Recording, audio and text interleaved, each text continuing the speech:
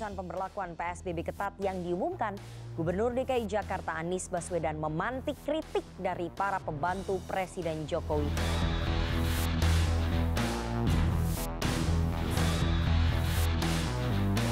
Nah, hari ini indeks masih ada ketidakpastian akibat daripada announcement Gubernur DKI tadi malam.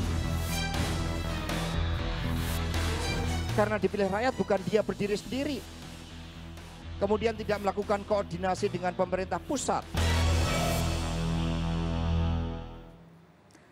Ya, kasus COVID-19 memang mengkhawatirkan, namun keputusan DKI menarik rem darurat juga menuai banyak kritik. Yang cukup kencang datang justru dari para pembantu presiden, seperti misalnya Menko Perekonomian. Apa yang melatar belakangi hal ini? Sudah bergabung dengan Mata Najwa, Doni Gahral, tenaga ahli utama kantor staf presiden. Selamat malam, Mas Doni. Malam, Mbak Nana. Mas Doni, betulkah kesan itu bahwa pemerintah pusat, istana tidak sepenuh hati mendukung PSBB Jilid 2 ini?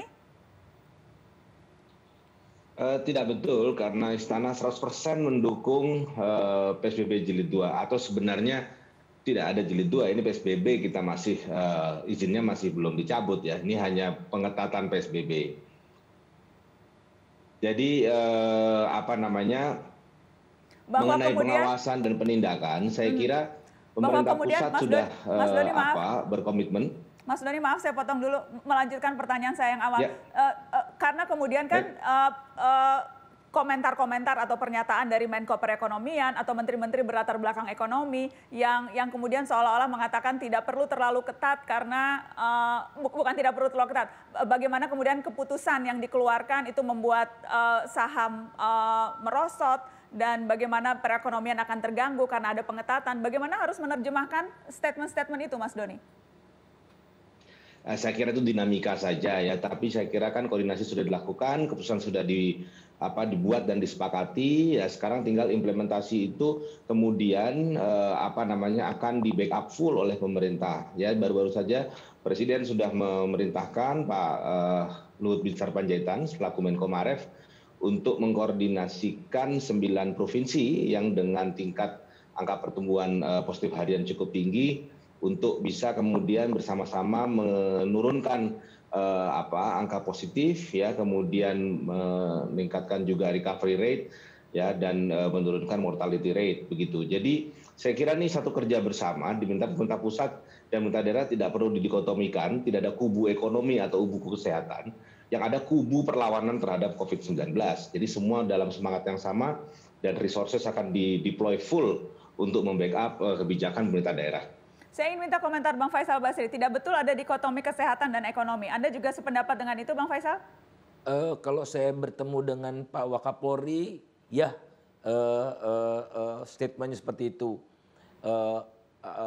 Jin akan COVID, ekonomi akan tumbuh gitu ya. Saya bertemu dengan Pak Mahfud juga begitu. Tapi harus diakui ada sejumlah menteri yang bicaranya asal jeplak gitu ya. Yang bikin kita kesal itu gara-gara PSBB hilang 300 triliun, besoknya recover karena pemerintah pusat itu katanya. Nah ini yang begini-begini saya rasa. Oleh karena itulah serahkanlah penanganan COVID ini kepada ahlinya. Ya, jelas ini heavy ekonomi kok dilihat dari apapun. Coba lihat deh APBN 2021. Itu pembangunan infrastruktur naik dari 280-an triliun ke 400-an triliun, anggaran kesehatan turun. Seolah-olah ini sudah selesai semua, business as usual, infrastruktur dikebut lagi, utang-utang yang lalu yang tahun ini tidak terbangun, dirapel gitu. Udah selesai, virus sudah tidak ada lagi tahun depan. Anggaran kesehatan sudah terlalu tinggi, diturunkan lagi. Itu pilihan politik anggarannya seperti itu. Jadi apa yang diomongkan dengan fakta itu bertolak belakang. Mas Doni, komentar Anda. Baik, jadi ada data menarik ya bahwa negara-negara seperti Inggris, Spanyol itu dengan kontraksi ekonomi cukup besar ya, minus 20% lebih. Itu angka kematiannya 600 per 1 juta. Sementara Indonesia itu dengan minus 5% itu kurang lebih ya, itu bisa menekan sampai 26 per 1 juta penduduk. Artinya apa? Di sini kelihatan bagaimana keseimbangan antara ekonomi dan kesehatan itu terlihat.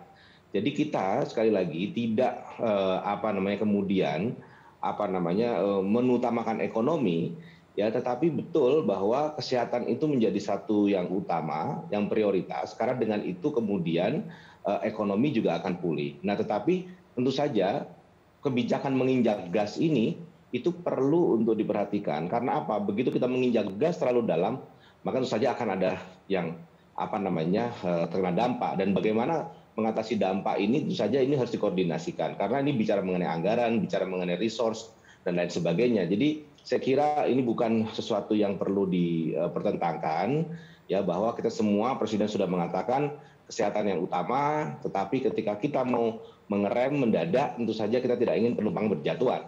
Ya, oleh karena itu semuanya harus dikoordinasikan dan dibicarakan secara bersama-sama begitu, Mbak Nana. Baik, Mas Doni, terima kasih waktu Anda untuk Mata Najwa malam ini. Pemirsa tetap di sini, kami akan kembali setelah pariwara.